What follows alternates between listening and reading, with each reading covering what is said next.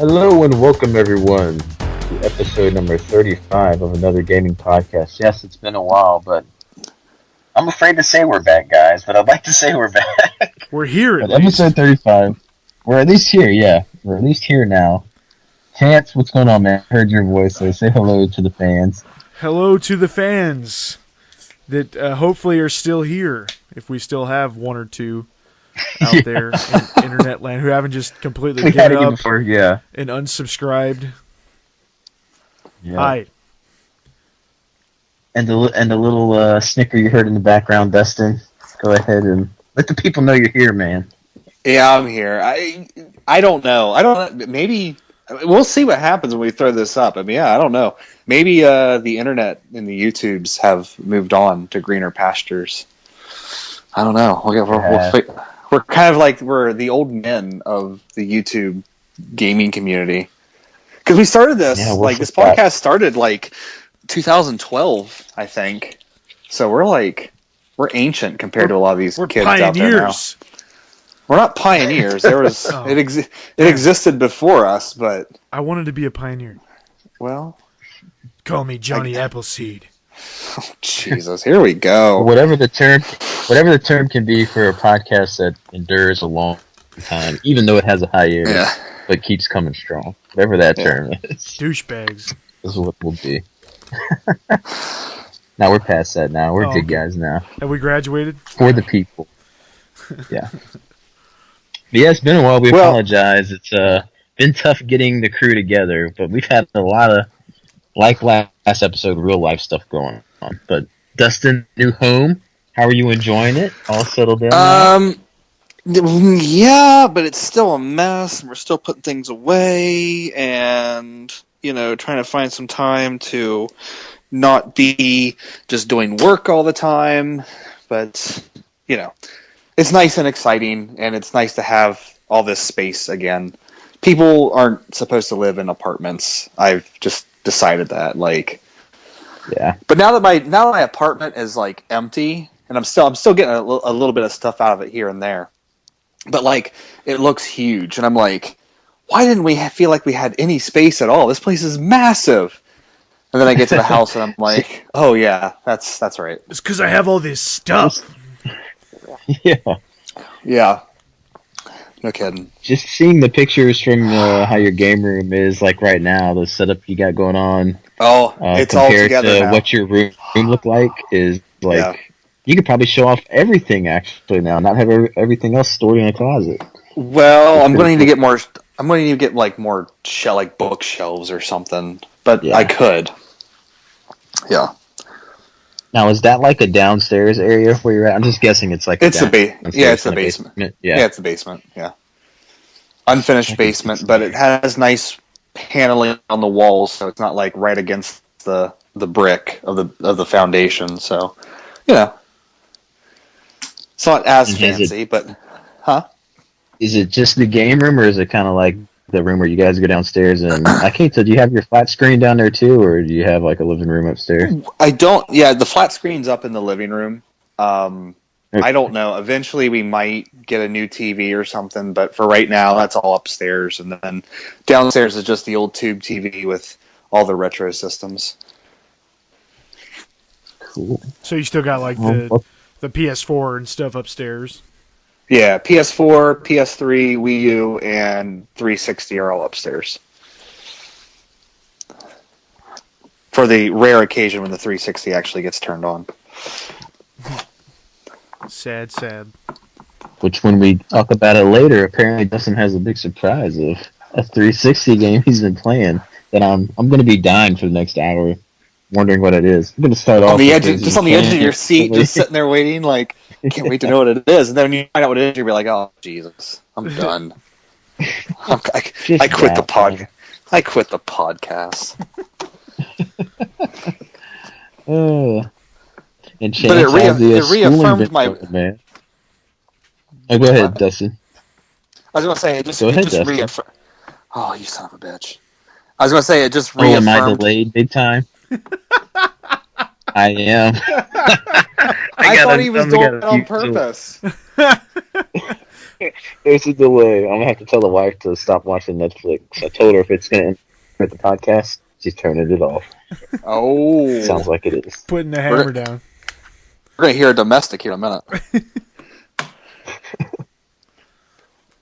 But go. Continue what you're gonna say. I was just gonna say it reaffirmed a belief I have in a certain series. That was it. I'm curious too. Well, let's get on this episode and we'll get to it. Oh, okay. Call of Duty. Yeah. Yes. You know, I've never played a Call of Duty. I've played Medal of Honor, but I've never played Call of Duty. Okay, I'm gonna throw this out there. Okay, you need to play Call of Duty 4 Modern Warfare 1. If you play no others, play that one. I probably should. It's a really solid game, and I think you'll agree. Like once you play it, it's really pretty good. Yeah. Yeah, the single player is pretty good. I think. Campaign is pretty good. First person shooter with a single player campaign. What are we talking about? I know it's a rare thing anymore. What is that on the NES? So what were you gonna ask me? Steven? I was going to ask you how school's going, and now I'm going to go get this delay fixed. Okay. But I got wireless headset, so continue to speak, okay. please. I was going to say, you want me to wait for my answer then, or? I'm going to ask you a question that I'm interested in knowing the answer, and then I'm going to walk away. Well, I'm glad you asked, Steven. School's pretty good. It's busy. That's what takes up a lot of my time. But because of my schooling is why I'm gracing you with this delicious sounding microphone. Because my area of study is audio production, so I've got some pretty nice gear that I need for school, and I can use it for other things. So far, so good. I'm in a portfolio class right now where I'm actually composing music, and it's pretty fun. That was it. That's the end of the story. That's a good story. I guess he's not done putting the hammer down now. He's probably got his mic. He's probably, screaming and yelling and got his mic. He's probably got his belt out. Well, while we're waiting for Steven to come back, hey, I guess they just announced that Netflix is going to be doing a Voltron series. Like Voltron? Like animated Voltron series, yeah. I know very little about Voltron, just the name of it. I don't know. Yeah, well, you're a little young for Voltron, but you know. So. But you know what I'm not a little young for, and that's a Netflix original that I've just been digging the crap out of, and that's Daredevil. Holy crap. I haven't... The second season just came out, but I just finished up the first season today, actually. Oh my god. That's a good series. It is. Yeah. It was pretty awesome. I didn't see a lot of it coming. It was like, wow. Good decisions and great cast. Well, that's good. I mean... I need to do a delay check. Okay. I don't know how to do it. I forgot how I did my delay checks. Dustin, start talking, then stop talking when I interrupt you. Okay, well, I guess I'll just sit here and blather on about nothing. I'm going to interrupt you now. I stopped as soon as you... it's still delayed, I think. What is going on? We're going to continue, though. Just go. Okay. We're getting this done. We're talking about Daredevil. I heard the end of your, I thought it was the end of your story for school, and you said that's it. And I guess my headset went completely out of range when that happened because I heard nothing. It's like, well, either they're not talking until I get back, or we started talking about how I'm not listening right now. We started talking about Voltron, Netflix bringing it back, and then I started talking about Daredevil. Daredevil's so good. Have you given it a chance yet, Dustin? I don't know if he asked you or not.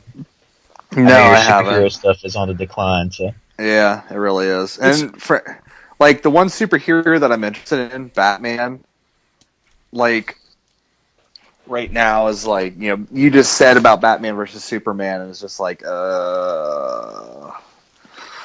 I feel like that superhero stuff's on a decline too, but then stuff like Daredevil exists, and it's just like, wow, this could be so much better. Like all of the cinematic universe, could be so much better if they just relaxed a little bit and stopped trying to make everything, such high budget productions. Yeah. Because Daredevil is pretty low, there's like no special effects really. I mean, just the martial arts stuff that he does, and it's incredible. It's a great show. I like the characters. I like the narrative. It's really, really good, and I liked it better than some of the recent Marvel stuff that I've seen. I still haven't seen Age of Ultron or the last couple of X-Men movies. I haven't seen, but those aren't Marvel, I guess. Ooh. They're whoever, Sony or Fox or whoever. Fox, yeah, Fox does them. And I haven't seen the latest Spider-Man either. But I don't feel like I'm missing much. Yeah. Actually, you are. In Spider-Man? So, in the Amazing Spider-Man movies are awful to me, but the new X-Men movies are really good. X-Men movies, yeah, they've been really good. Yeah. Apocalypse coming out had a new trailer during Batman vs Superman, which that was weird, and it looks amazing. Oh, yeah, I need to catch up on those, but I haven't seen the Wolverine one that was just the Wolverine, whatever that one was called.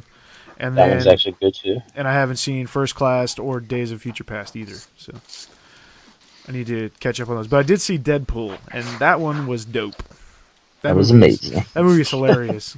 Again, like you were saying, small budget, not a big budget, but they stuck to the core elements of what makes Deadpool Deadpool. I laughed from start to finish. Exactly. Not like what this atrocious Batman vs Superman I got out today did. It was, you guys, I can't tell you how bad. Just from a filmmaking standpoint, which I'm not a Zack Snyder fan anyway, so I got that against me going in anyways. But just from, there's been how many comic book movies now? There's been successful ones that have a formula that you should follow and stick to it and be like, hey, it'll succeed if I follow this path. And this movie just paid attention to none of that. It's just so bad. How 1 second, I don't want to spoil anything, but how one moment Batman wants to kill Superman and has all this hatred from him, from where it's like a stepbrother moment. They're all of a sudden best friends. Like they go and do karate in the garage together. out of one of the dumbest reasons. If you want, it makes no sense. The whole movie makes no sense. And have you started season 2 of Daredevil yet? No, Chance? I just watched season 1 finale. I finished at about 6:30 my time, so like hour and a half ago. So, well, anyone who might be watching season 2, episode 3 has more action in that one episode than Batman vs Superman had in the whole movie. Well, so it's just. I never thought that movie would be good in the first place. And I'll be the one to go see it and actually love it probably, because this is just per my recent record with movies that I like and no one else seems to. But at the same time, I still have never thought to myself, man, Batman versus Superman, that'll be a good movie. No, it's one of those things where, you hear how bad it is. I'm like, well, I got to see it to believe it too. Like, is it really this bad that people are saying it? Man, it sure is. It is that bad. When the most entertainment you get out of a film is because there's one guy in the whole theater laughing at certain parts, and I'm laughing at that guy, that's the most entertainment I've had during the whole movie. That's funny. Oh, it was so bad. Dustin, did you see Deadpool? I did not. Oh my god, you need to see Deadpool. There's a trivia question for you. Last superhero movie Dustin went to a theater to see.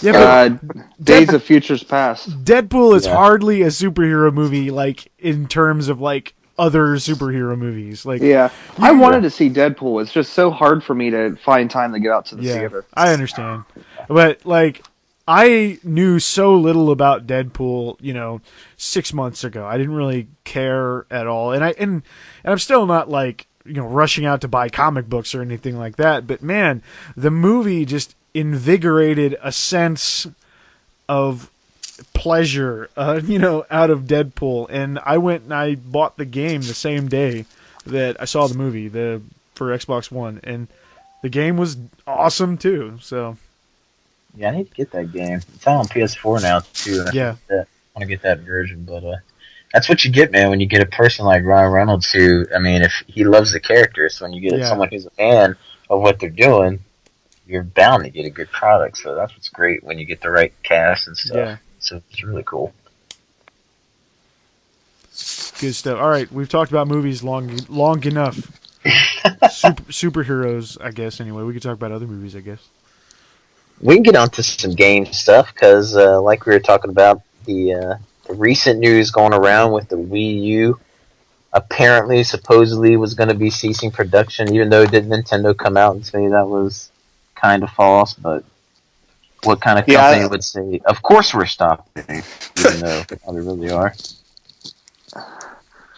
Yeah, I don't think anyone should really be surprised by that news because, I mean, there's all this stuff about the NX, and the NX is going to come out soon, and it's not like Nintendo has a great track record of, supporting the old system after the new system comes out. That's really more Sony's thing to do, but... Which, you saying, just to bite off of that real quick, because they do have a track record of not supporting the old system, which... It's kind of sad in a way, and hopefully they will longer with the Wii U because games like Mario Kart 8 and Smash Brothers and Splatoon, they got some big communities that are always online still playing that. Yeah. So, but they've been known, they shut the Wii network down quick, fast, and in a hurry when the Wii U came out. Yeah, but there wasn't a huge Smash Brothers brawl crazy online scene or a Mario Kart Wii online scene. It's a little different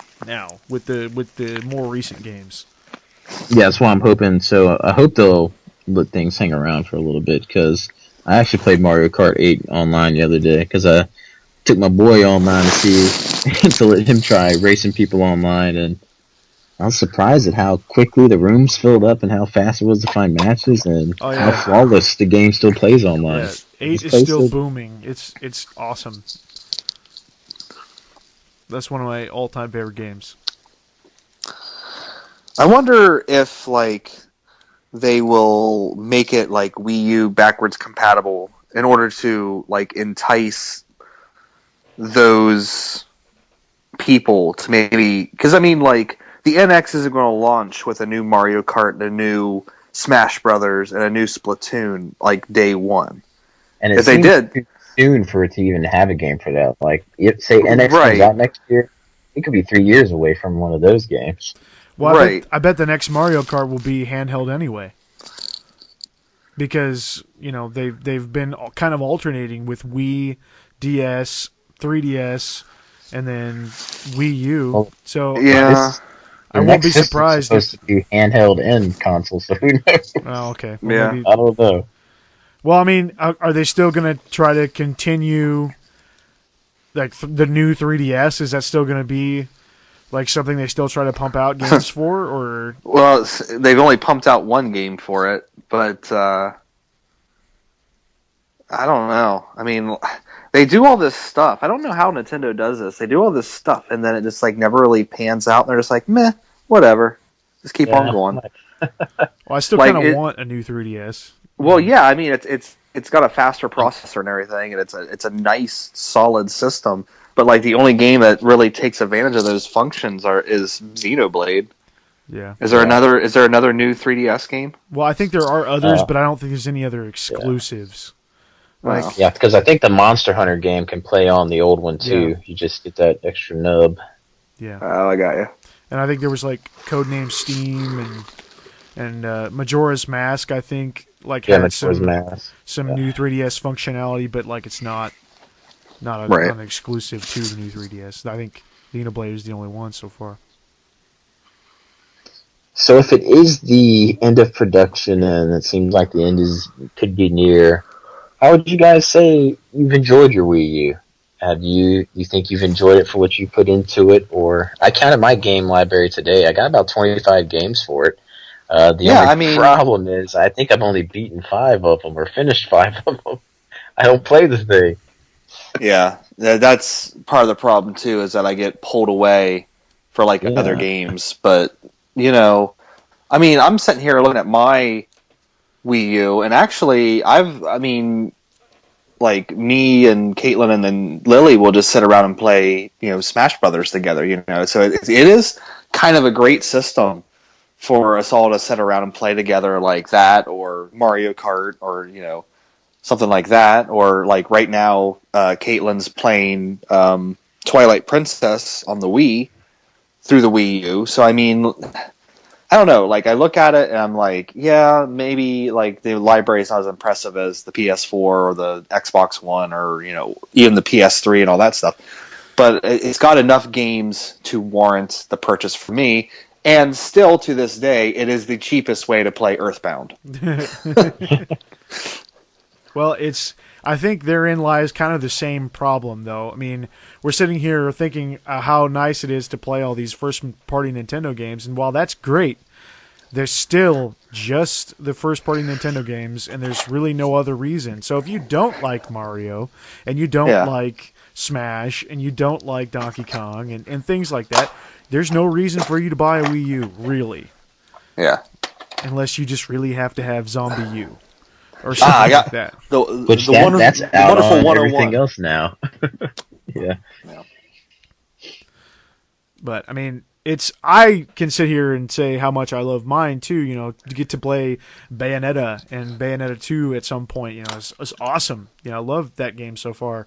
And, I could play Mario Kart 8 still for hours. I put it in and play 3 hours a night and not feel like I wasted even a moment. And I love the new Super Mario Brothers series, and I love the 3D World. That's a great game. And we got a couple others up on the shelf that we play from time to time. But I absolutely think it's worth it. And also the Virtual Console functionality.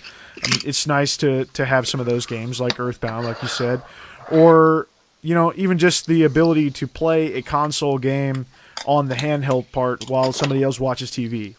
There are many, many good things about the Wii U.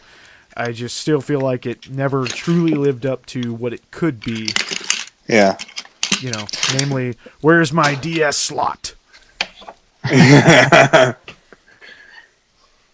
Yeah, I love the quality of games that I have on it, and it's actually someone put Ball and Nick did a Wii U video, kind of centered video, a couple days ago last week, and I had put in the comments how if there was a system I would want to go for a complete collection for, I'd probably go for a Wii U one, because there's only 141 physical North American games. Yeah, and it'd be cool to have a complete collection. And the Wii U, since it didn't have as big as a lifespan, that stuff could be harder to find maybe later on down the road. So I was kind of debating.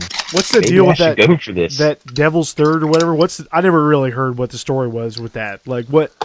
What happened? I think you can get it easily. They printed out more copies, so. But I don't know what the controversy was.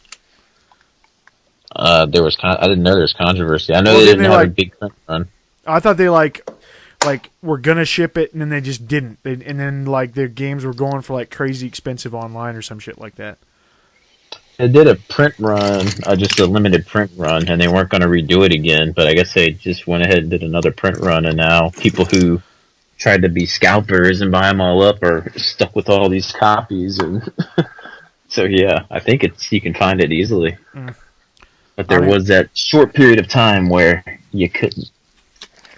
I guess that that kind of plays into the whole thing I don't like about the Amiibo and this false sense of panic and this necessity to have this thing you think is going to be hard to find, and that creates this frenzy, and I just don't care for that. Yeah, I'm so glad I got out of it. Speaking of Amiibos, I still have your Shulk here, damn it. Yep, and I just sent Chance's money, and I went to send yours, and I don't have your PayPal on there again. And I think you sent it to me, so I need to send you the moolah. Yeah. I have. We had to send Chance our pimp money since we always have to send Chance payments every month. I have a Samus amiibo and the retro Mario with the brown pants or whatever, the brown shirt and the red pants, and I'm pretty happy with just those two. I got a good little amount of them, but I'm unless I find ones I desperately want, I'm done with the hunt. I'm not hunting for them anymore. I mean, there's a couple others that if I saw them, I might buy them. You know, if I saw a Charizard, I might buy it. And I've passed on a couple of Mewtwo's, and it's like I could have bought those easily and not had much guilt about it. I just didn't. It's not a priority to me. I don't use them for what their intended purpose is. Mine are just sitting on top of the game shelf. Yeah, mine are out of reach. But they look nice. Yeah, I got my Mega Man, and I got my Samus, I got my Shulk. That's another one. They're good quality, so I mean I can't complain about like them. The human characters, the faces look a little off, but whatever. The more cartoony characters look like spot on. Well, I have a Samus with a helmet on and a gigantic fat plumber, so I think I'm good. Yeah.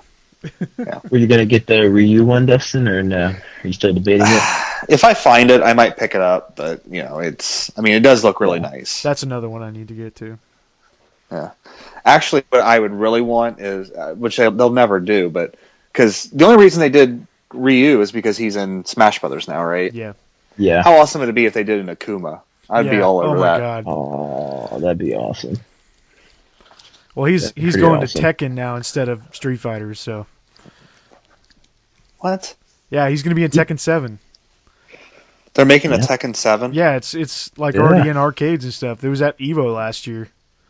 Yep. It looks awesome, actually. The last Tekken game I played was Tag Tournament 1 on the PS2, and that's enough. God, 7 looks so good, though. Oh, my God. That was 15 years ago. I got the one on Wii U. Yeah, I need to get that one, too. I have so little experience with Tekken, but that's one of them I want to get. Tag 2 on Wii U. Actually, what I want, my game was always Virtua Fighter.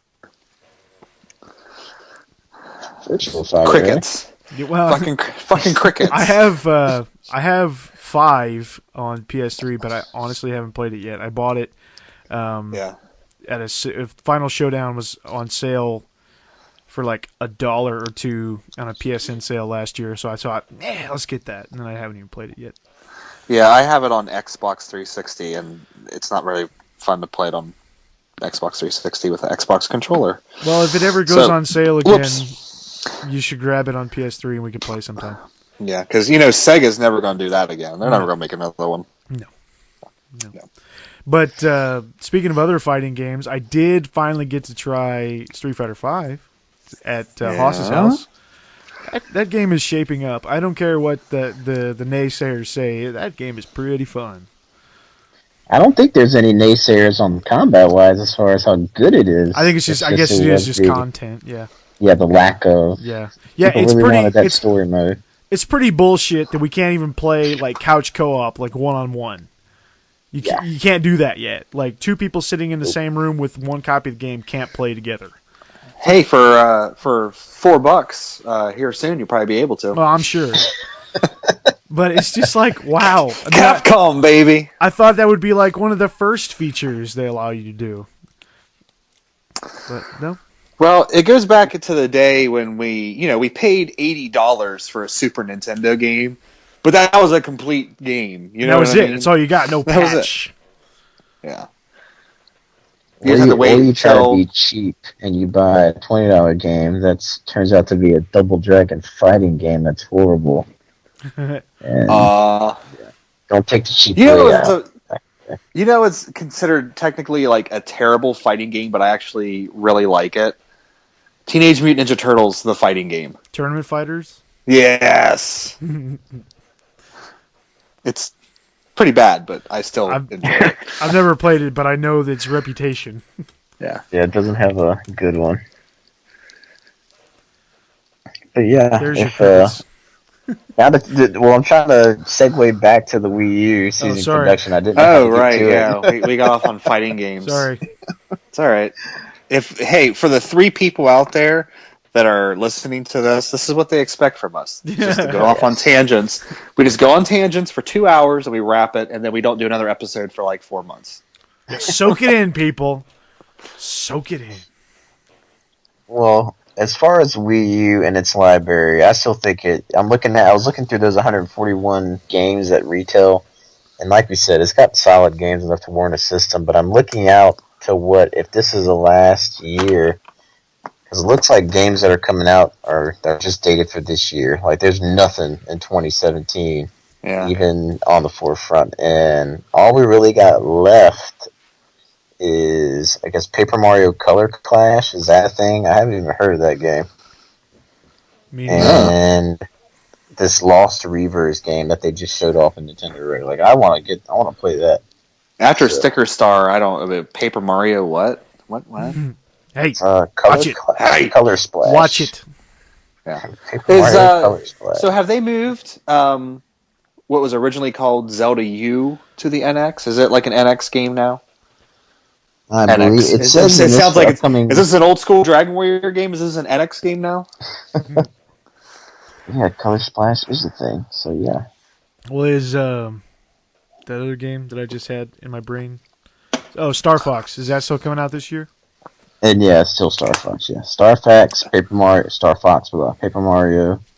and Lost Reavers will be probably the last ones I get for the system. Well, I still have some holes to fill, but I really want to get Pokken still, and I'll probably end up with Star Fox, even though I'm not the biggest. Speaking of fighters, apparently that's a pretty good fighter right there. The Pokken, that's got a. I'm really looking forward to trying it. I just haven't. I just haven't been to where I can buy it, and I didn't want to order it, so I just haven't done it. I can see me picking up some games like once the Wii U dies and like the games are next to nothing. I can see me picking up some stuff. Like, you know how like after a console like goes the way of the dinosaur and they slash the prices on everything to get rid of it. I can see me picking up some random stuff. Yeah. I mean, I bought XCOM on the 360 for like $4 the other day. Yeah. And Bulletstorm on the PS3 for like $1.28. So yeah, I mean, you can get some titles for old systems pretty cheap. So I'm hoping that the Wii U does that, but I don't know. I mean, first-party Wii games are still expensive at places like GameStop. It's like, okay. Which did the price for the original Xenoblade, did it go back up? Yeah, I think it's still kind of up there in price. That and Metroid still has a good price for it on the Wii U. Oh, nice. Or does the Wii. And that Godzilla game. Freaking Godzilla game. Really? The PS4 one? Or no, the Godzilla Unleashed on Wii. I'm sorry. Okay. I still got my sealed Xenoblade.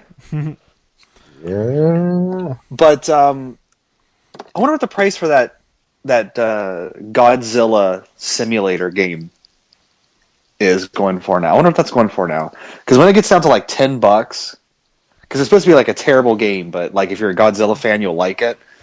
I like Godzilla, so like if it gets down to like $10, I'm like going to pick that up.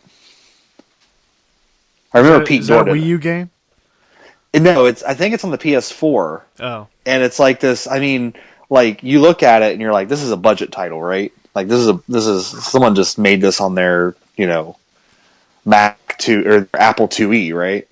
But apparently it's a lot of fun for people who like Godzilla, but for like people who are looking for a coherent game might not want to. It's kind of like, I guess, Deadly Premonition, If you play it, you're going to love it, but it's not for everybody. One of those types of things. I don't know. Looking at my Wii U list that I still need to get, I still need Treasure Tracker. I forgot about that. Hyrule Warriors I still haven't picked up. And I really get that too. Xenoblade X. Oh, and Yoshi's Woolly World. Those are really the big ones that I still want to get. That are probably not going to get real cheap anytime soon. I would tell you to skip Hyrule Warriors and get Dragon Quest Heroes. Yeah, but you see, I would need to buy a $400 console in order to buy that. Right. Game. Well, you bought the wrong $400 console. I didn't buy any of them. That's true. Yeah, true. Someone, man, whose pickup video did I just watch? Someone just bought Dragon Quest Heroes. I don't know, but that game does look amazing, and I trust me, I am excited when I do get a PS4 to get that. And there's Haas and I were just talking about it the other day. He's like, man, there's just not that many console exclusives that I'm missing out on, and vice versa. Like for people that don't have an Xbox One, there's just not that many. Like, yeah, well, there's some, but I feel like you wouldn't really care. Like you haven't played Blood-Borne, but again, I don't really feel, yeah. I mean, I'll get it when I get the console, but like for me, all I can really think of right off is Dragon Quest Heroes and Street Fighter V being the big ones. Yeah, but Street Fighter V is not going to stay single platform for long. I mean, it's a timed exclusive, right? No, I think it's good. It is Sony and PC maybe. I don't think it's coming to Xbox. Wow. Yeah, Sony Xbox paid ain't for it. Oh, okay. Yeah. See, I mean, like, yeah. Because I just got Arcade Edition like a year ago, so I'm like, really? I don't really need to get... No, or maybe it was 2 years. It was 2 years ago, because that's when we did... Yeah, it was game early 14 is when we did that. Because Ultra came out in fall of 14, and so I've been playing that for about a year. Someway it was Funny Nerd. He got it, and he said Hyrule Wars was half off recently, so we missed out on that chance because apparently it was half off sometime. Not anymore though, because when I was at Best Buy getting Bayonetta, Hyrule Warriors was not half off. Yeah, that's still like $50, isn't it? Yeah, like $49. And first party Nintendo. Yeah. Bayonetta tree, and I didn't know about that whole like reprint deal. Yeah. I was like, yes, I'm getting both of them, and now that's why I made sure and bought that one as soon as I could afford it, because it's like I'm not gonna miss out on this double disc version, because I knew they were gonna do that. Yeah. I might see if GameStop here has a used like one with the double disc. See if they'll do a switch for me. Since I'm tight with the movie there like that. You got your receipt still? Yeah. We'll just return it and just buy it again at a different GameStop. Well, I got it from Best Buy. Oh. So that's the problem. Yeah. Speaking of Best Buy, I can't wait for May 13th. Why? Doom. Oh, is that? Oh my God, is that close? Yeah, dude. It's really close. And I'm there's only one. Huh? I was just saying, I'm getting worried for it. I'm having a feeling it's not going to be as good as I want it. Like Wolfenstein. I'm getting worried. Hush your lips. I'm sorry. I'm getting concerned. I played in the alpha, and if the alpha is any indication of how good at least the multiplayer is going to be, I'm stoked. Oh, this game's really good, and everyone seems to love it. Let's change it. Yeah, that'll be just my luck, of course. Yeah. Yep. But anyway, I'm gonna buy it at Best Buy because of that fancy dancy game club thing, so I can get it for like $45 instead of $60 or whatever. So good. I love that game club. It's really, really nice. But Amazon kind of does the same thing now. Oh, they do? I think so. Like if you're a Prime member, like you get like a discount. Yeah, because I got a discount on Dark Souls 3. I don't know if is it as good of a discount? Like it's like 20, I think. Well, that's what Best Buy is. So it's. I thought Best Buy was 30. Oh, I thought it was 20. Maybe it is 30. I don't know. I've only used it one time. I got Black Ops 3 and Mario Maker back in November. That was it. It's the only time I've used it. Because I just don't buy that many new games. I've bought more because of that, actually, the discount from there. Yeah. So because of that, it's been making me get more. Well, I mean, and other than like Pokken Tournament and maybe a couple other things, there really hasn't been like a ton of stuff that's come out that I feel like I need to utilize it. And you get less of a discount. I think it was like 10% for used games there. I don't even know. I think it's 10%, which I bought a used one that day too. I Space 3 on the PS3 while I was there. So, I'm looking for a co-op partner if someone wants to. So, if anyone wants to out there. You got Dead Space 3 PS3? Yeah. I got you. Me? Oh. I got you. There you go. You got me? Yeah, let's play. I got my co-op partner. Never mind anybody. Disregard my last message. Yeah, I got it. I haven't beaten 1 or 2 yet, but I'll play 3 with you. Cool. I think actually Dead Space 1 is the April game with gold on 360. So that's good news. Dead Space and then something else. So that's another little controversial thing I guess I saw. I saw where people had liked where PlayStation was giving away like $100 gift certificates for downloading the free games. I don't know if it's true or not. I'm guessing it is. But people are saying, well, of course they have to give away the $100 because the free games they give away every month are garbage compared to the Xbox ones. Last 2 months on PSN have been like stupid. And then this month on Xbox Live, we got Lords of the Fallen, which is dope. And then next month... Oh, you did? Yeah, nice. I got Lords of the Fallen. And then next month on Xbox One, we get Season 1 episode of Wolf Among Us and Sunset Overdrive. So it's like, holy crap. We've been had Wolf Among Us. Get on that train, man. We've been had that. We've been had that, man. You've been had, maybe. How can I end that in a preposition, too? I can't think of it. Yeah, but that Sunset Overdrive looks awesome. And that's been one that I've been wanting for a while and just never bought. So I'm excited that I haven't bought it yet. See, that's the thing. You're getting, on the Xbox side, these AAA titles that, a year or two old? I don't remember the last AAA title we got for free on PSN. That was like a AAA release title. I don't know either. It's been a while. I still download everything just to have it in my library, but I gotta admit I haven't been playing a lot of the freebies on there lately. It's kind of funny how many free games I have on PS Plus, and then how few I've actually played. Yeah, I've probably played 5 or 6 of them, but I probably got 30 or 40 in there. Speaking of playing, I've waited long enough. It's itching me to death what the game Dustin's been playing. Are we moving already there? Is that what I want to know what he's been playing, and we're starting with Dustin. Well, I'm gonna make it be the last game I talk about. Go for it. It's been a long 4 months. How many games have you played?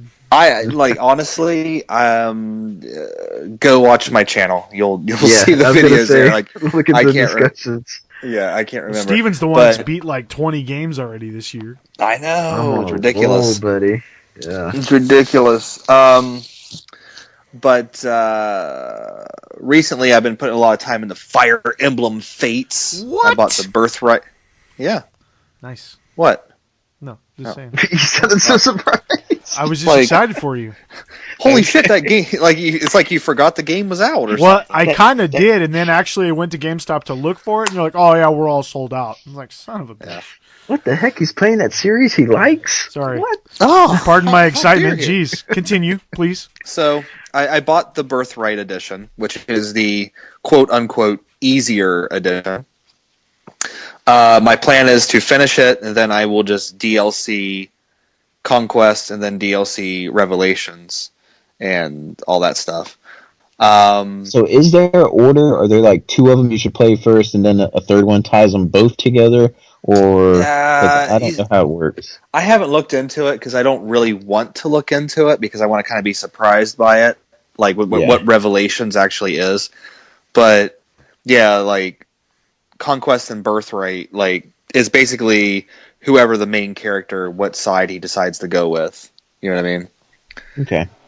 Yeah, so he's a prince that was born from one side but raised on the other side, and then he has to make the choice of which side he wants to go with. And really, you don't get to make the choice because if you buy Birthright, you're stuck with the Birthright people.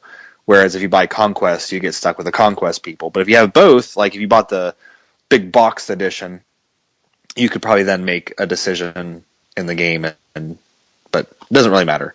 But I've really been enjoying it, but I will have to say that compared to Awakening, this, especially Birthright, it feels a lot easier. Like if someone said, hey, tell me a Fire Emblem game to start with, I would say get Fate's Birthright, because it'll just kind of, there's so many opportunities to grind your people up. Like I'm basically running around with gods right now, and occasionally I'll just get greedy, and that's where I will lose a character. And I play it the old school way, where you play classic, and if a character dies, you restart the map and you get you don't lose a person. That's how, unless you get to the last board and you just want to beat the game, then who cares? Anyone can die, doesn't matter. But for the most part, if I lose a person, I restart the board. So, but I haven't had to do that very much in Birthright, whereas Awakening or like Path of Radiance, or especially like Shadow Dragon, which I haven't finished, I need to go back and finish. Shadow I feel like hard. Yeah, I feel like and it's probably the reason, aside from Nintendo wanting money, why they split it up into two games. Like, for the more hardcore people, they can get Conquest and do that, which I guess doesn't allow you to grind your characters, and you have to really make your decisions, very tactically. Or you could go with Birthright, which kind of gives you a little bit of a soft cushion, even when if you play classic. It's a lot easier. And I don't know if you have, there's a character in it, and I don't know if this class has existed before, the Songstress, which basically can go up and sing to another character and make that character have another turn. So you can use, how overpowered your main character gets in these games. Like you can use your main character to attack twice each turn. So I mean, it gets kind of ridiculously easy in some places, but at the same time, it's still Fire Emblem, and I still really enjoy playing Fire Emblem. So, and then the other game is Salt Sanctuary. I downloaded that and started playing that, and basically what it is, and I'm surprised that no one has been sued in the making of this game. You take Dark Souls and you turn it into a Super Nintendo game, and you have Salt and Sanctuary. That's exactly what it is. And as hard as I thought Dark Souls was at one point in time, I'm sitting here playing this game and I'm just dying for stupid reasons. And I'm like, God, I'd just much rather play Dark Souls right now, because I need that third dimension. Because when you're locked in the two dimensions, there's no room for error. There's even less room for error in Salt and Sanctuary than there is in Dark Souls. So it's a little bit harder just because it's a 2D game, kind of like Ghosts and Goblins, in a weird way. Yeah. But I was going with a sword and shield strength build, and then I got to the dragon, and I was just getting my ass kicked left and right. So I went back to a blacksmith and upgraded my greatsword. Now I'm running around with a greatsword, and I'm just breezing through the game now. So I'm hoping to have that done before Dark Souls 3 comes out here soon. But if you're looking for a Dark Souls, Metroidvania, style of game, Salt and Sanctuary is it's pretty awesome for the what is it, $19, $17, something like that. Yeah, I think I paid $17 because I did that pre-order 10% off deal. But yeah, it's still pretty cheap. Yeah, and then the only other game. Let me think about this. Is there another game I can stretch this out with? Here recently, a friend of mine and I locally have been playing Destiny up until the point where he did one of the hardest raids or one of the hardest strikes or whatever the hardest thing in the game to do is, and basically got no loot out of it. And he wasted he like wasted like 6 hours of his life on this incredibly hard thing and got like nothing. He's like, all right, fuck this game, I'm done. You should play with me. I'll get him through it in an hour. Yeah, well, he is. I think he actually went and traded it in. I think that's how pissed off he got.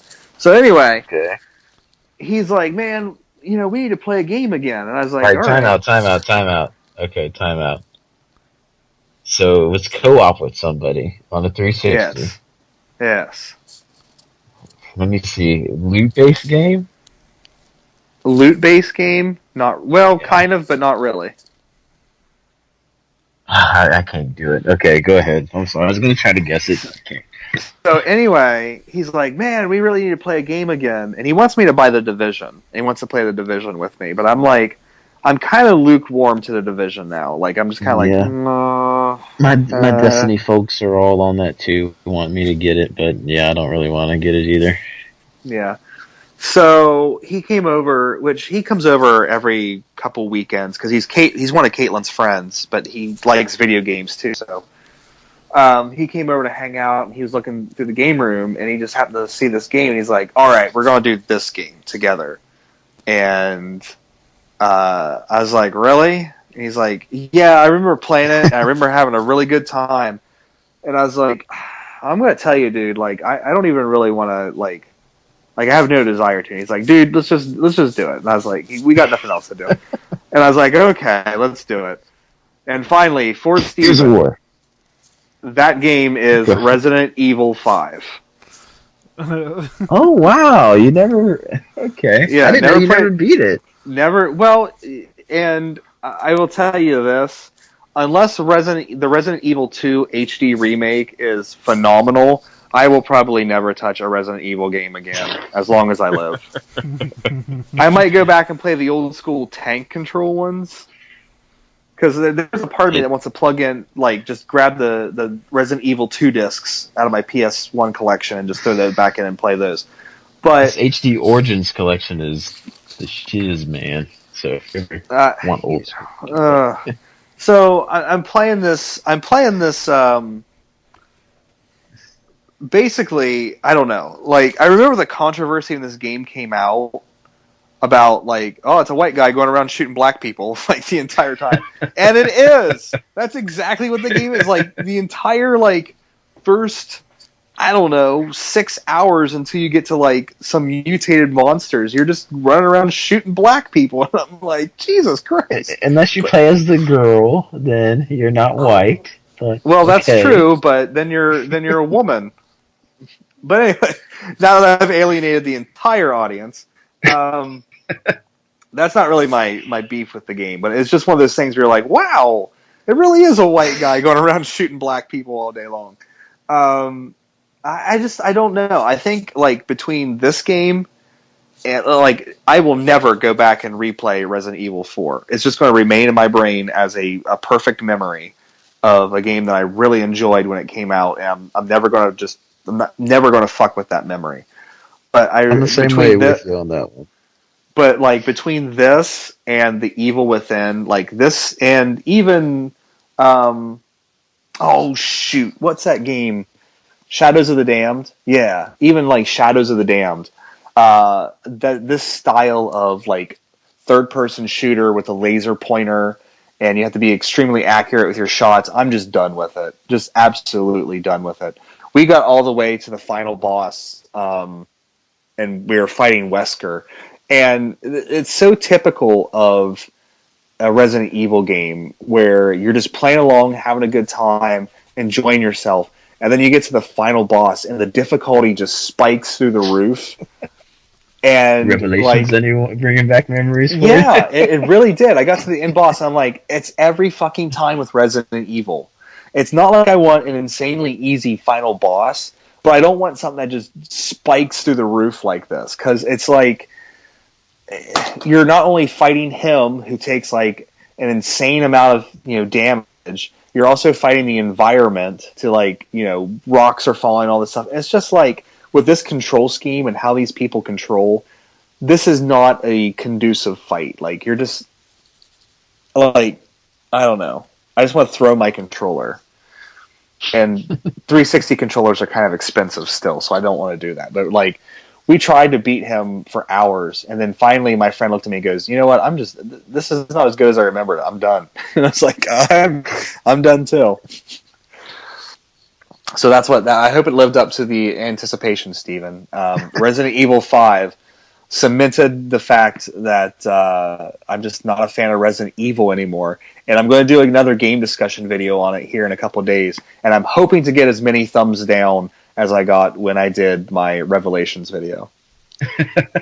Oh, what? I need to look back and see how many you got on that. Well, it's like if you go after the sacred cows, they come after you. Like, my Final Fantasy X video got a massive amount of thumbs down. My Final Fantasy Type 0 video got a lot of thumbs down, you know.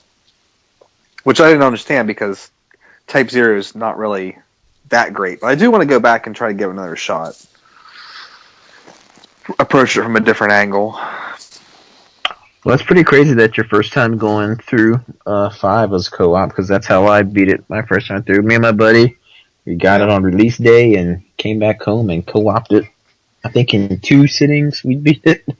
We took 2 days of hammering that game out. I had a good time with it, but I couldn't go back to play it. Even like with 4, it wasn't a great memory, but even going back to play it, I know it's not the best in the series, and going back to the stop and shoot controls and stuff after getting so used to third-person games that don't do that, it's going to be weird. Well, and the story just makes absolutely, and it wasn't like, playing Final Fantasy 14 with you. We actually watched the story segments, and I'm just sitting here going, why is Wesker still alive? Like, what is this virus? What is going on? Like, I have no idea what's going on in these games anymore.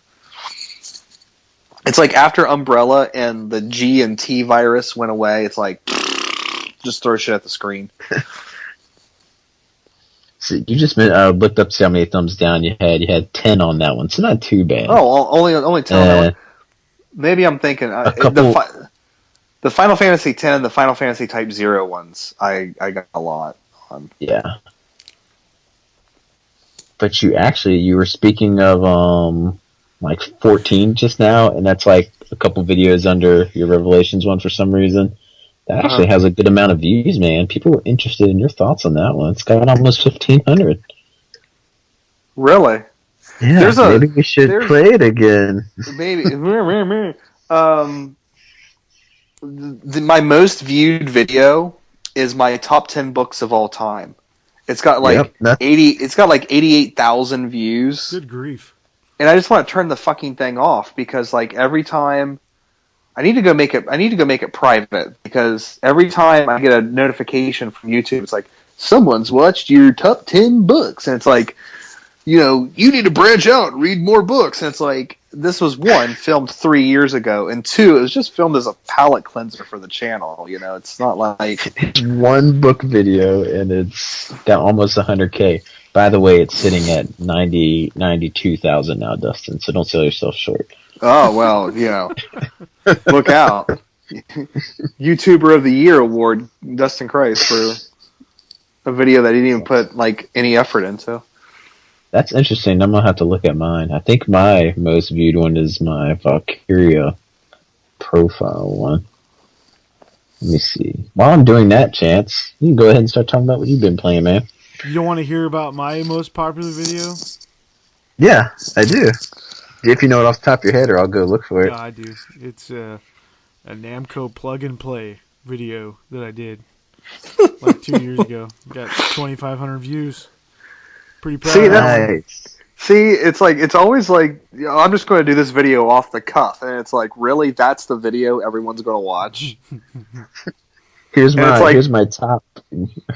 Or go ahead, Dustin. I was going to say, the one you think oh man, I really knocked it out of the park this time. You just sit there and you see the counter, and it's like, you got 200 views. What? This has been up here for a month. What's going on? I'd be stoked for 200 views. Yeah. I get 90. Looking at this has just made me depressed. Looking at how no one views my channel. But anyways, like my top bar when I'm looking at the most viewed, it's got 6 of them here. My top one is my thoughts on Valkyria profile of the plume, and I can't even rewatch that video now. It's like at 2700 because it's so bad. I feel sorry for anyone who watches that thoughts video or discussion because I'm so monotone and I just sound awful in it. Number 2. I feel like you stumbled a lot. I stumbled a lot in that video too because I remember you talked about Covenant of the Plume. Yeah, I probably did. It was 4 years ago. It's so bad. Oh, it's so bad. And then, at an astounding, 1,200 views less, at 943 views or something, GameStop, you disappoint me. Yeah. My third top video, which this is cool, my dreaded gaming funk video. The next one down is the Xenoblade Chronicles art book, and then a pickup video, and an achievements video, so... That's my bar. Cool. I always feel sorry for the people that go back and watch my really old videos when I had my old camera and I had to scream at it so it'd pick up my voice. That's how I got those awesome screenshots of our original podcast background, though. Yeah. Yeah.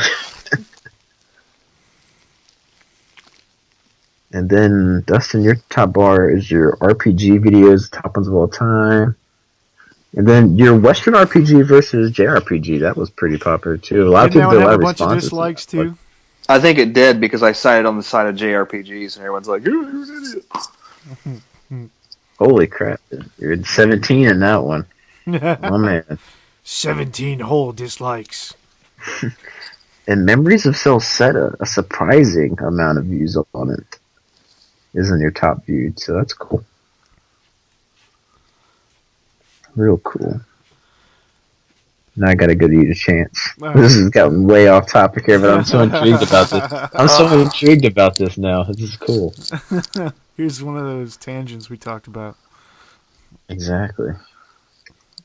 Most popular on Chance. See that? Actually, okay, yeah.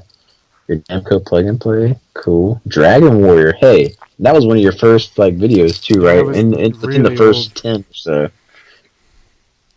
Almost at 1,000, nice. Custom Game Boy case, handheld collection, your collection, and Phoenix on the Atari 2600. Yeah. To the top. Nice. Love Good me stuff, some Phoenix. Man. And then Quake 2. We all know the best 2600 games, Yar's Revenge. That was pretty good. Yeah. Only game I ever had for that was Pac-Man and the tank game. Just Pac-Man and the tanks. Yeah, Combat. Stargate's pretty good. Defender's pretty good. Stargate? Did you say Stargate? Stargate, yeah. Does it got Kurt Russell on it? No, it's actually Defender 2, but it's called Stargate. It's pretty good. So what you been playing, Chance? Oh, same old stuff. I played... recently, I finished Wolfenstein the Old Blood. Still haven't finished a video. And as far as what you said about the final boss, Dustin... Yeah. I didn't think it was that bad. I definitely not necessarily the way that I thought it would go. It's kind of a, I don't know if you haven't played the game. It's kind of a harkening back to the supernatural that Wolfenstein always kind of broaches a little bit. Yeah, it's weird to see. Once that final cutscene comes out where the antagonist summons this giant monster, it's a little strange. Yeah. It's a little strange, but I didn't think it was that bad. The fight did take me a couple of tries, but it was all right. And I have to just cut you off for a second there. When the kind of zombie thing happened, it kind of caught me off guard, and I didn't mind it because it made me have to be more precise with my headshots. Yeah, if you didn't kill them, they were coming back up. it was definitely a unique kind of thing, and I was pretty surprised by it too. And I mean, again, pleasantly surprised. I mean, it was like, hey, this is kind of different. And like I said, Wolfenstein is always kind of broached on the supernatural and the the Nazis interest in the occult and things like that. So it's always kind of broached that, and the whole mutant zombie thing goes all the way back to the original Wolfenstein 3D on PC. So I mean, it's not a new thing. But Dustin, jeez, get with it, man. Oh my god. The whole Nazi zombie thing is pretty old school. You're right. It's old school. Played out. Played out. Hey, old school is good. Yeah. But anyway, as a whole, though, I felt the game was the right length for what it presented. Definitely not as good as the New Order, but still pretty fun. And for a price point of $20 brand spanking new, it's a pretty low risk for if you're interested in the game, and if you like New Order. I mean, it's just a way, I guess, to continue to support Machine Games, who knocked New Order out of the park, in my opinion. So, or you get it for free if someone has you for Secret Santa. Well, yeah, but I'm just speaking like as if you oh, don't have the game. Yeah, I thought it was $10 now. Oh, is it? Oh, maybe. Or was that just? It might have been on sale when I got it for $10. I thought it was cheaper though. I thought you got it on Black Friday. So if you got it on Black Friday, it probably was $10. Yep. But anyway, cheap is what I'm mainly trying to say. So if you're interested to definitely look into it, and digitally is not such a bad idea. Again, but I was shocked when I installed that thing at how big of a file it was. It was like 40-some gigs. It was huge. Yep. I was for an inexpensive game. It still took up space like some of the big boys. So it doesn't have any multiplayer, obviously. So I mean, once you're done with the game, you can uninstall it because there's not a lot of replayability on it either. But I mean, it's fun for what it is. Also I finished Diablo 3 yet again. I've played that game so many times. I finished it on the Xbox One. Again, thank you, Steven, for that. You're welcome. You sent that one too for Christmas. So an excuse to play Diablo 3 again is not, hard to run by me. And that was your first time getting to play the add-on content, right? Like all the new stuff? I played it on 360. Okay. Yeah, I bought it originally on PS3 vanilla, and then I got Ultimate Evil on 360, and then I got it again on the Xbox One because I wanted it again, and it was fun again. Still haven't played it on PC. Well, even if you hadn't, it doesn't matter because it's like everything except you want to do season mode stuff. But the console gets everything the PC does, and when the new dungeons, I think they had some new dungeons come out like a month or two ago. The console has all that stuff out now, so it's really cool how they keep updating the console version too, along with the PC versions.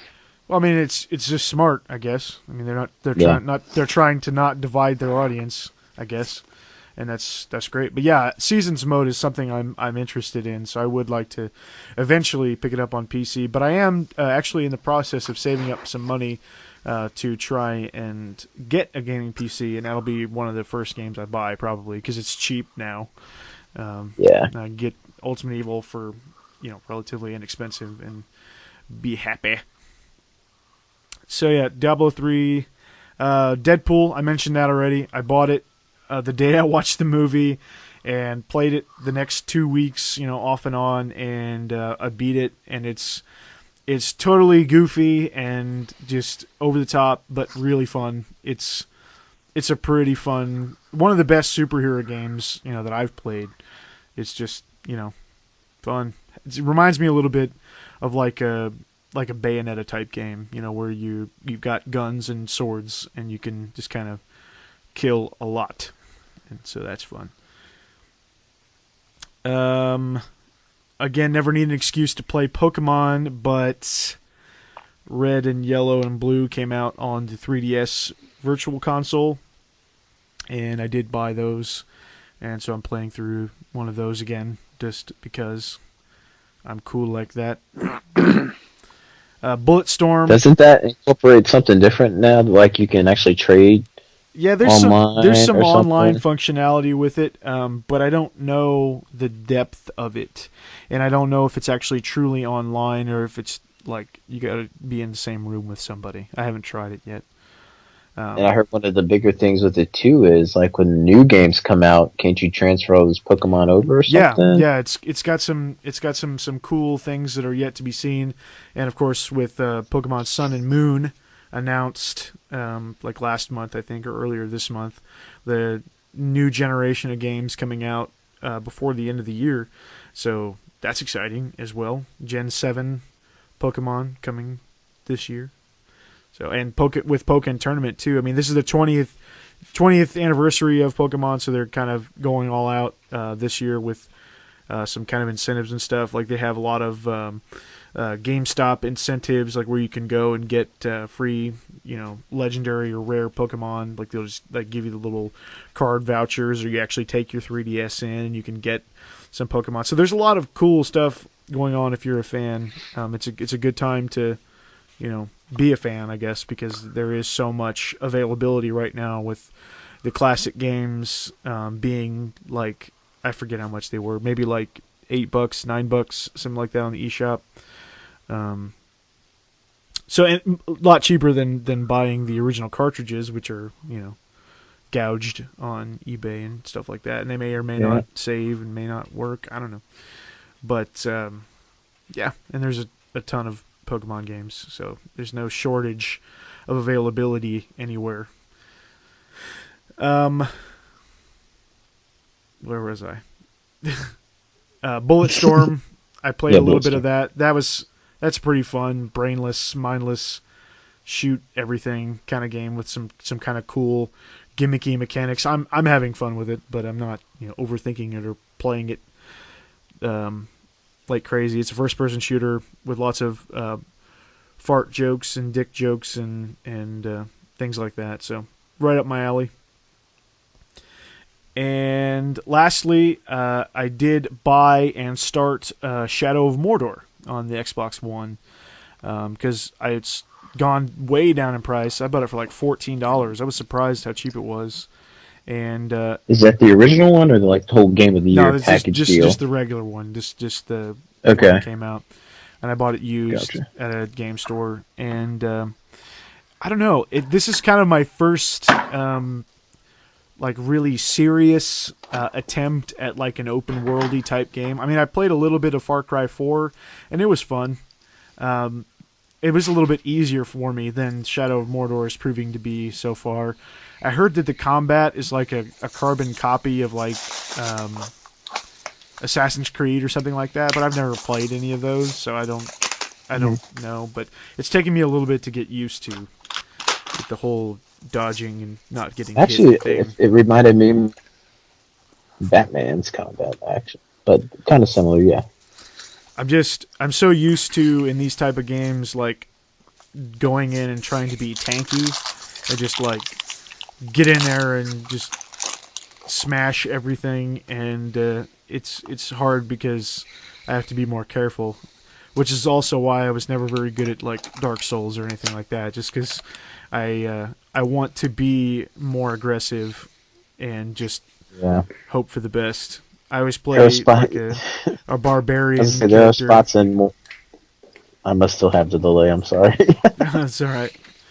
I was going to say there's spots in Mordor, like when you have to take over the like orc areas and the leaders and stuff, where if you alert too many people and get like 2 or 3 leaders coming at you, I mean, you're screwed.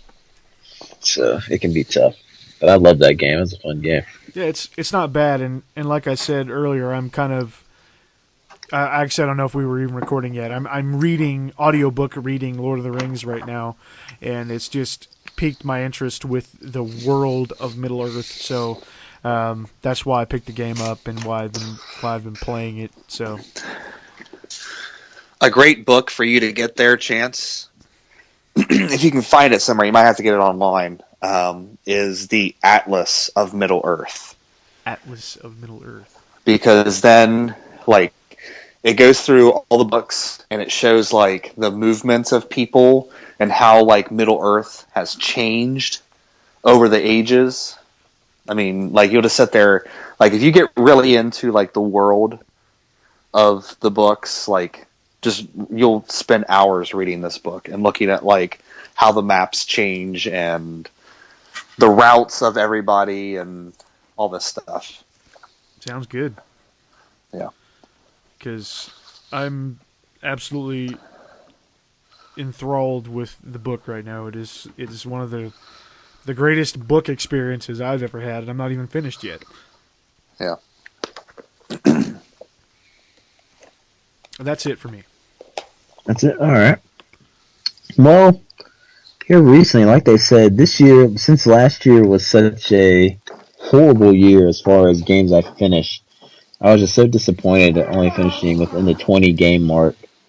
Coming off of years where I finished so many other games, I wanted to try to make an effort this year. I guess I maybe had some burnout last year too, but this year I've been kind of reinvigorated in playing games, and I've been having a great time just playing a wide variety of games since the beginning of the year, and not just limiting them to RPGs and stuff or longer games. I've had a variety of shorter games, longer games, action, strategy, just racing. I've had a mix of a bunch of stuff in here.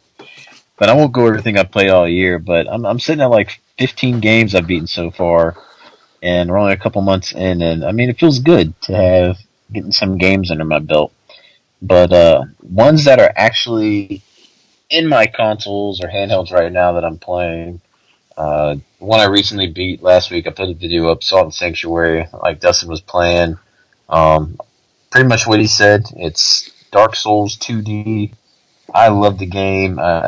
Everything about it. Me and Scott have been talking about it a lot online, Ultimate 4-1. And it is probably the closest thing to the original Dark Souls than either Dark Souls 2, Blood-Borne, anything like that. It just feels so much like Dark Souls. And I've listened to a lot of developer commentary on it and stuff.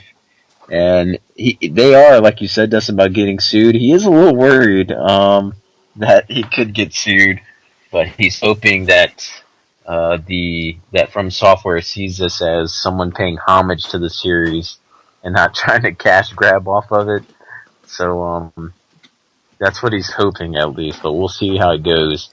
And I hope nothing happens, because I'd love to see Assault and Sanctuary 2, because the game is just awesome. For more in-depth thoughts on it, you can check out my video on it, but I love the game. The other game that's in my Vita right now, it's kind of a back and forth. Disgaea 4, what is it, Promise Revisited? I think that's the title of the Vita one, with all the additional content. Never played through a Disgaea game before, and I'm only about 2 hours into this. I'm still like learning, because I just picked it up the other day, learning how the mechanics kind of work in it. But so far, the dialogue in the game is hilarious. Like, just interactions with the characters. I'm surprised how much voice acting is actually in the game, because these games are really long with a lot of dialogue in them. And for the most part, everything's been voice acted, which is pretty impressive.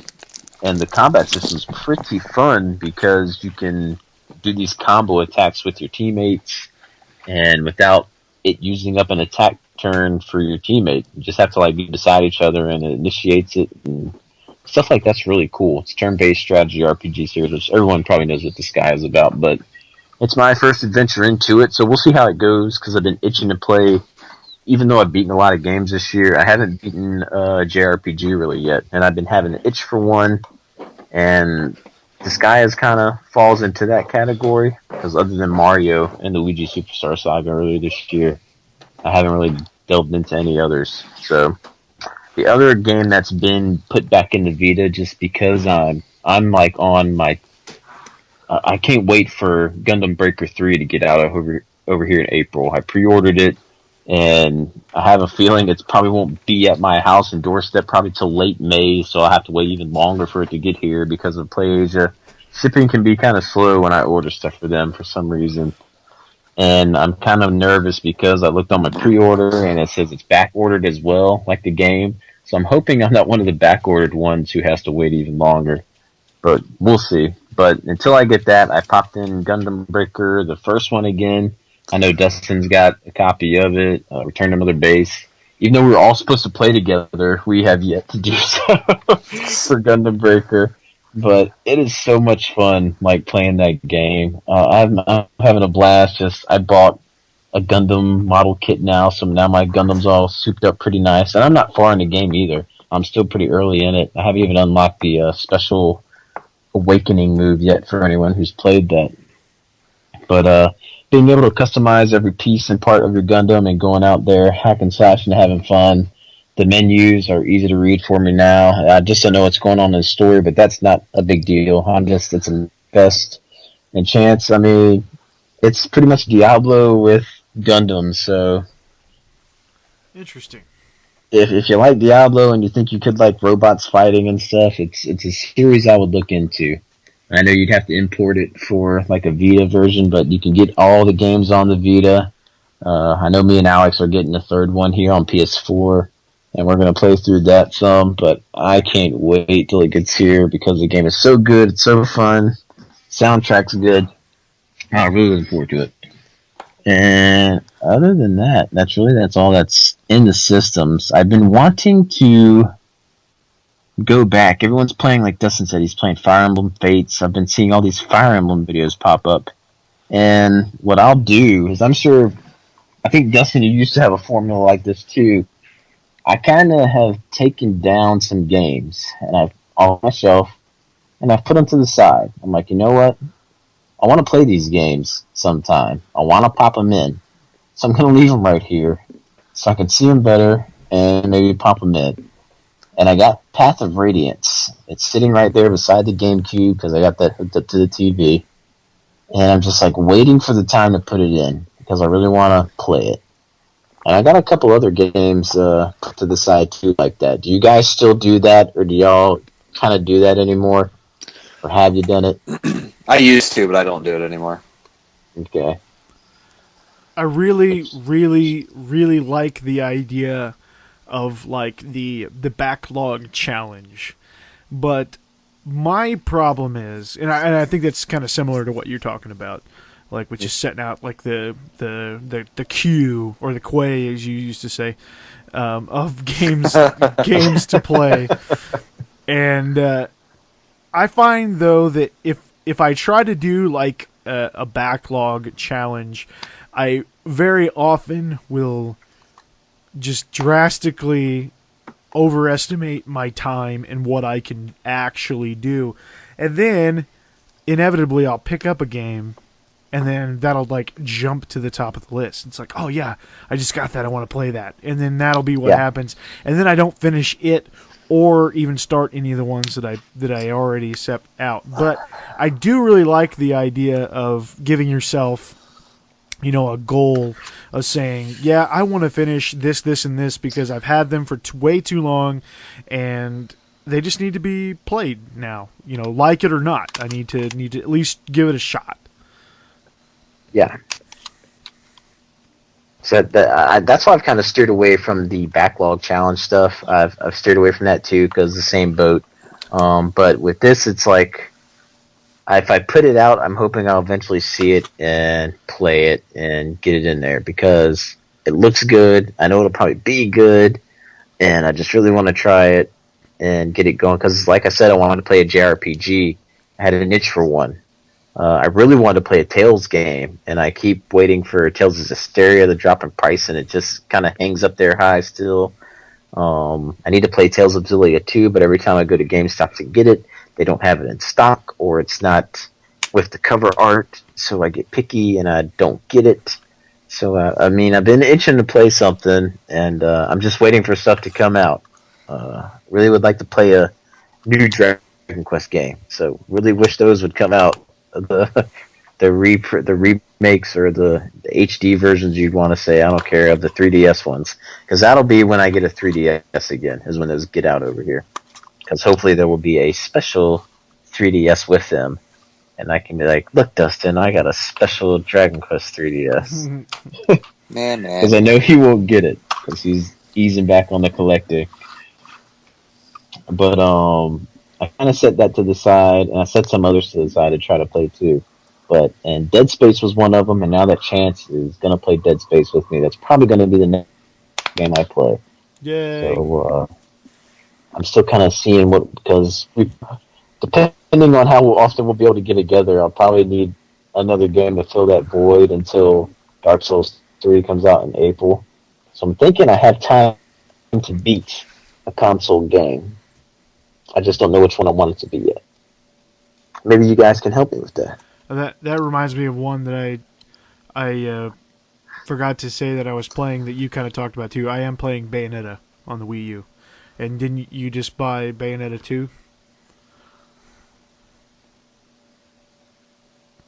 Steven? Yeah. I played the first one about halfway through.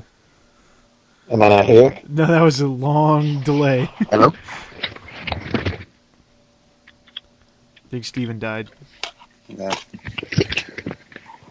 It's that Windows 10. Killing everything. I think it's the cell phone internet is what I'm thinking. But I could probably get it too. Hello? Hi. Hello? You there?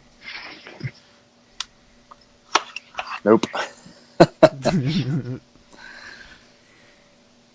anyway, Bayonetta 1. Can you hear me, guys? I can hear you. Can you hear me? Yes. Am I just really delayed for some reason? Yes. Like 5 seconds delayed. Oh my goodness. Maybe not 5. Actually, yeah, that's not that bad. Call me back. Call me back. Okay. And just add me back in the call. Alright. Add people.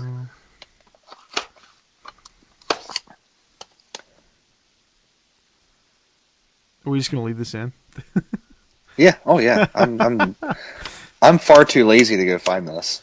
Okay, he must have logged off. Well, I still see him on the sidebar, but I don't see him in the add people. Oh, there he is. I found him.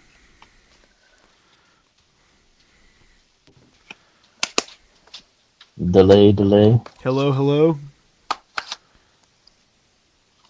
Can you hear me? Is it very delayed? I don't know. I guess not. Maybe. Hopefully that didn't screw up you recording it, like ending the call. No, or ending my call. Okay. Because I'm hosting the call, so it's not a big deal. And now you sound even clearer because your voice was dying out too. Oh, well, it must have been you then, because nothing's changed on my end. Yeah, it must have been something here. Anyway. Right, cool.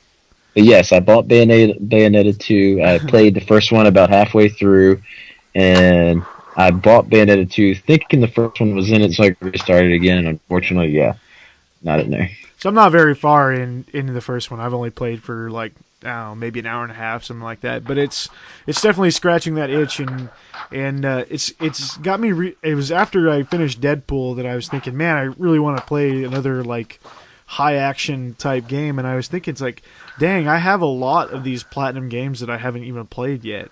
I've still got what's that? Shadows of the Damned that you already talked about. And I've got Killer is Dead, which I haven't tried yet. And I don't know, seems like there's another one. Maybe I'm just thinking Bayonetta 2. But yeah, I mean, I loved Metal Gear Rising, and that's kind of what that was like. Kind of a mix of a third-person shooter and hack and slash. It was a lot of fun. Yeah. All right, I'm laying down a gauntlet. Uh-oh. Laying it down now. We're coming up. Challenge? It's a challenge. That's what it is. It's a challenge. Oh, God. It is. I forfeit. Yeah, I was going to say, I've already lost. You're lucky because this one is for Dustin this time around. We got Dark Souls 3 coming out, so I'm going to give you some time, Dustin. But before July, I'm calling you out. Red Dead Redemption will be played by you. Oh, man. You will play Red Dead Redemption before July and let the people know what you think of it. People, I want the fans and listeners to hold him accountable for this. and he be on hasn't this agreed boat. to it yet. He has no choice. The people are gonna make him agree. I was planning on getting to it sometime this year anyway, so. Will you accept the challenge? I don't know if I'll get it done by July, but I'll definitely do it sometime this year. I don't know. People should be let it slide sometime this year. Since they can't answer me, I guess that'll be okay. So since they can't answer, am I supposed to answer? How does this work? Well, you can challenge me with something if you'd like, and Dustin can challenge you with something. I was gonna say I need help picking a console game, so you guys give me something. I need because Chance. I know we can't play Dead Space 3 every night.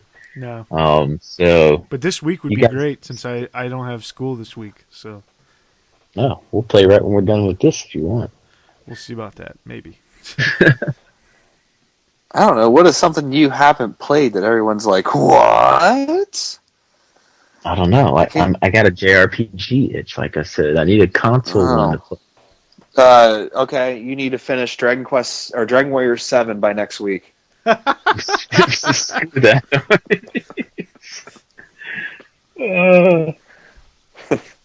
Get cracking. I do not accept your challenge.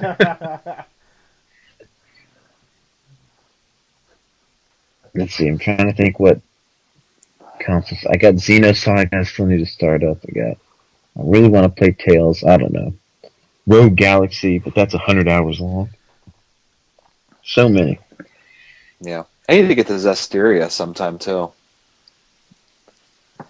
Yep, that's the one I've been wanting to play, but I've never played a Tales game. There's the challenge for a Chance. Which one are we making him play? The best one, which is Vesperia. I have Vesperia, actually. Yep. Yeah, it should be free, right? For Xbox Live 1 month, I thought.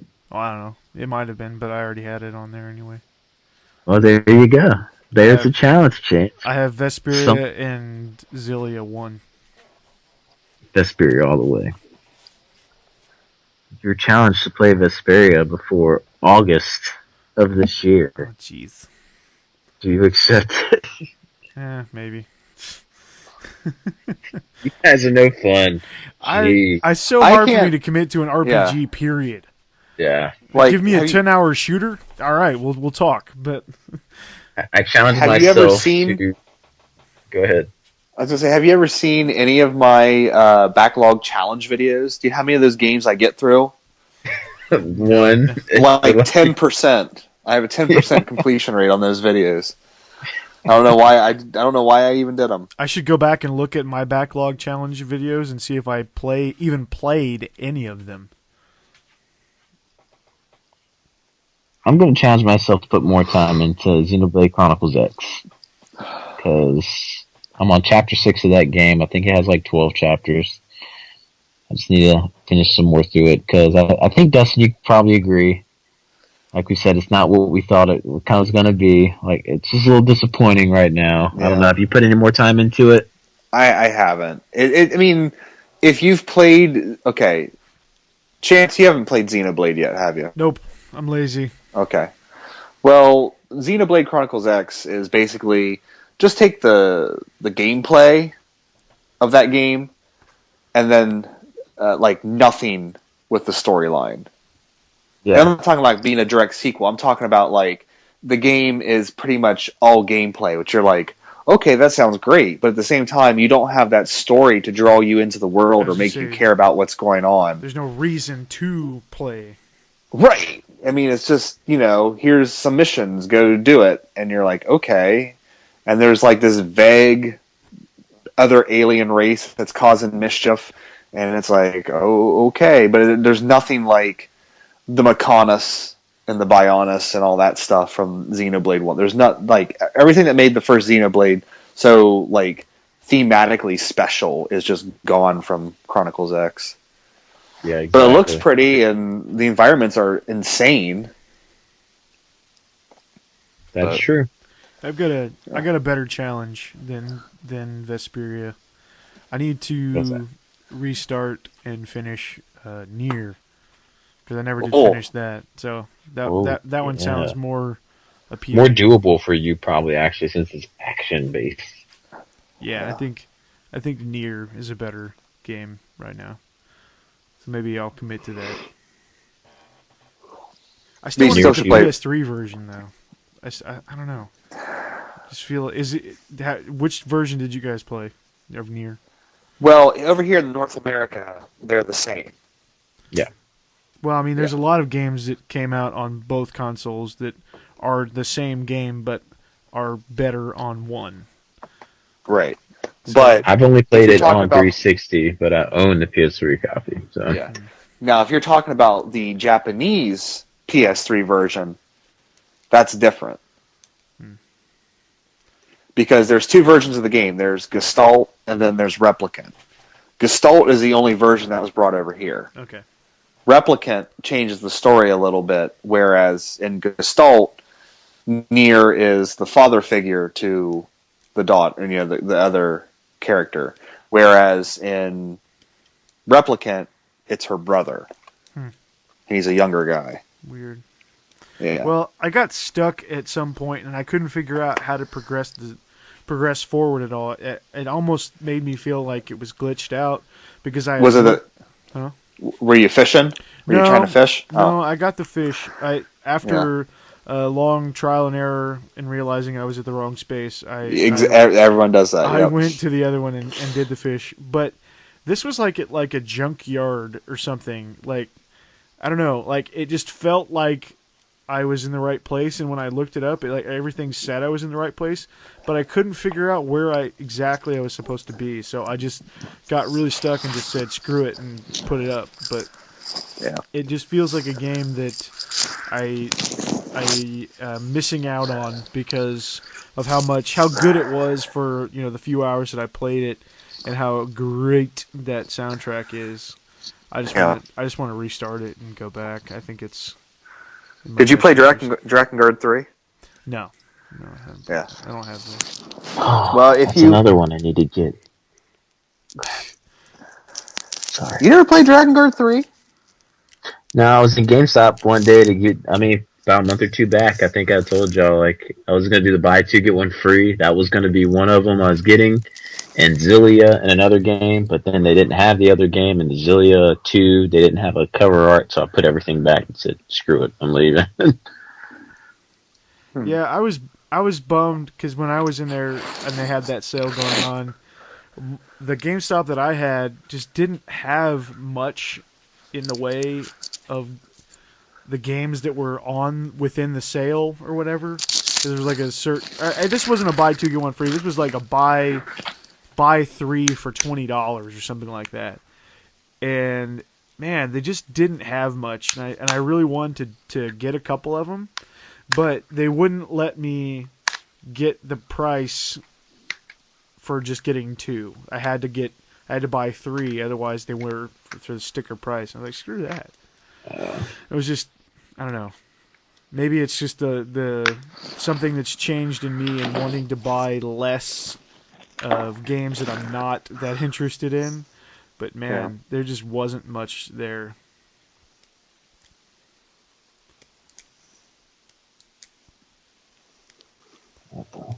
Well, yeah. Play Nier. If you really like Nier, track down Drakengard 3. And then, of course, you have the Nier sequel coming out here soon. Oh, yeah. That's probably only for PS4 or some shit. I don't know if it's been announced as that. Has it been announced as an exclusive? No, maybe it is. I don't know. I haven't heard anything. Yeah, I think they showed it during the PlayStation one, but I think it's going to be multi-platform. Yeah. Square Enix has got to make that money. Yeah. $1 bills, yeah, but the Dragon Quest one only came out on PS4. And Drakengard's only on PS4. Just be happy a Dragon Quest game came out over here, period. Or Drakengard's on PS3, sorry. Yeah. It's not on Xbox. Well, they like Sony more. What can I tell you? I'm just going to say, I'm just not surprised if the new Nier is only Sony, just because that's true. Of recent history. I mean, I can get Lightning Returns on 360 if I wanted to. That's one that did come out on both. Yeah. I have that, but I haven't. I just haven't. That was a bad joke. Sorry. Yeah. I That's okay. I know no one really got it cares when about that game. I got it when it was like next to nothing, and I'll get. Last couple times I've been in, you could get like the Steel Book or some shit for, like $10, $12, something like that. Yeah. Oh, that reminds me of another thing that I went into this game store when I bought Shadow of Mordor, and on the shelf they had the Steel Book for Halo 4 for the 360, and it was just like, okay, I'm just gonna ask this guy, how much it would be for just the Steel Book, and I was really hoping he would just give it to me, but no, I still had to pay $5, but to me it was worth it. I was like, it's a badass looking Steel Book for Halo 4, and I didn't need another copy of the game. So did you pay for it in cash? Maybe. He probably just put that $5 in his pocket. I mean, it was a privately owned store, like a small like. Oh, okay. I thought you said a GameStop. I'm sorry. No, it's just Game Store. It was called. I don't know what it was called, but yeah, I mean, he could have. It wouldn't have bothered me none. I mean, essentially, I made them $5 extra, because he's still gonna put Halo 4 in a generic case and stick it back on the shelf, and for the same price, and sell it for $10. So yeah, I mean that $5 off the top ain't gonna hurt nothing because it's like that Steelbook never existed. Yeah. But I mean, normally I don't go for shit like that, Steelbooks, but I don't know. Halo 4 Steelbook, it just looked pretty good sitting there, and I thought that needs to go home with me. But I don't plan on spending more than, regular price plus my Best Buy discount for the new Doom game. Like I'm not going, because there's like a special edition that comes with like a Revenant statue for like a couple $100. I'm just like, nah, I don't think so. Yeah. I don't think I'm interested. I'm sure someone will do an unboxing and I can watch it and that'd be fine. I'll get just as much good out of that. I don't need that. I just want the game. I'm just so excited for Doom. Yeah, I mean, like a CD soundtrack and an art book, fine. But like, I don't need all that other nonsense. But even like the games that I have with art books and things, like I don't freaking look at them. Like I have them, but they just sit there. It's like I don't need that. And I have several games that have CD soundtracks. Again, I don't listen to them. Like some of them maybe, but I don't know. For me, it's just I'm just over the peripheral thing. Those Ease games, man, those soundtracks. Whew. Yeah, I do have that. And I just bought Witch in the 100 Night, and that came with a CD soundtrack too. Yeah. What made you want to grab that one? Because it looks like Diablo, so it's like, guess I'll buy that. I think it's the only Miss America game I have. I thought it was a strategy RPG. So no, it's Witch in the 100 Night. It's like a hack and slash, top down, Diablo-y looking thing. I heard it's pretty grind heavy. I didn't know that. And I think it's getting ready for a PS4 re-release, so that may be one you want to put on your radar. As is the new Odin Sphere. It's already out. Holy crap, the new Odin Sphere coming out. Looks so good. And there's like an 8-bit version or some shit. Like you can play in the browser. Like the original Odin Sphere as an 8-bit version. I got that sitting there. Maybe that's the semi-RPG I could play. Odin Sphere? Yeah. Yep, I bought it on PS2 Classic on PS3 a while back. It's pretty fun. Yeah, Witch in the 100 Night Revival Edition is already out on PS4. $40. Well, it's either $15 for the PS3 version or whatever you said, $40 for the newly released PS4 version. It's probably got more content though. So. All right. Well, I think that could about wrap it up, boys, for our almighty return to the podcast realm. I feel like we didn't talk about anything. That's kind of what I was thinking too. Maybe next time. Which we say it every time. We'll have our fixed topic. We'll come in and try to. Well, we kind of talked about it. We kind of talked about the NX Not really. But, yeah. Not really, but Wii U. I mean, there's so many random things about that thing. It's like it's hard to get a grip on what it actually is and what it's supposed to be doing. Like those pictures of the controller came out and have already been like they were yeah, they were debunked within like 2 days. Like, nah, it's not the controller. Now watch when it comes out. That's gonna be the fucking controller. It looks awful. Yes. I wouldn't want anything with a screen like that on because it's gonna be scratched. With your buttons in the middle of it, and then more screen to the side. No, come on. Come on now. Come on now. And you're right. The Switch in 109 is top down. Holy smokes. Hey! I got a challenge for you guys. Oh, great. Okay. Yeah, I got one. Let's do an episode a month. Hey, sounds Yeah. like a pretty good challenge to me. I'll accept. I accept that full heart. Or if we can do one, earlier, or whatever. If the people want it, it'll come. Yeah. Thank you, Mike Ross. Thank you. People's champ. Well, But thanks for listening to this one. Yeah. We don't know what to do anymore. Awkward goodbye.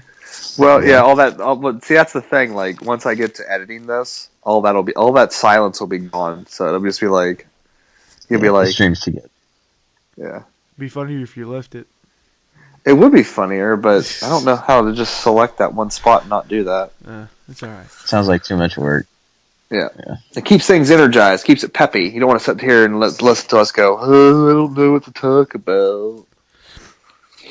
Well, we don't usually. It's true. I mean, let's think realistically here. Even when Arrow was on here, did we really talk about anything for 5 hours? I think some of you guys fell asleep. Oh, probably. I left halfway through, so I don't know. That's true. And you could have come back, because we were still on. Yeah. When you woke up, yeah. So I'm out of here. Time to go see some Jack Ryan. Screw you guys. Oh, that's right. Yeah, you left to go watch. I had one of the most classic moments ever in the episode when Dustin went on his little thing about me. Oh, it was so great. Yeah. It'd be funny if you would have left an episode to go see Batman vs. Superman. No. You'd have a hard time living that one down. Yeah. I'm sorry for anyone who might like that movie, but something's wrong. Yeah. It's going to be like Teenage Mutant Ninja Turtles, and I'm going to wait for it to come on Netflix. I'm going to watch it and go, yep, glad I waited for that to be free.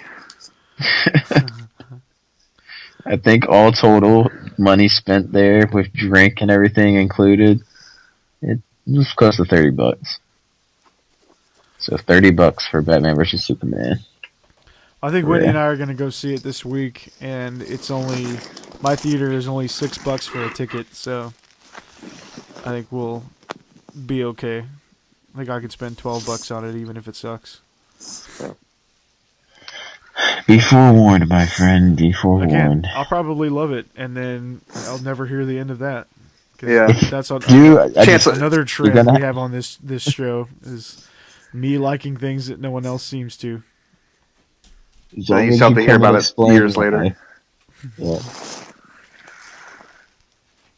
That's all right, Chance. I'm used to hearing about things several years after they happen, too.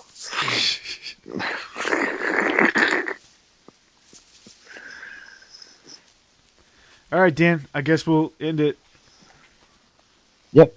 Did we lose Steven already? Did he already drop out? I think he chirped there. I think he's still here. I'm saying bye.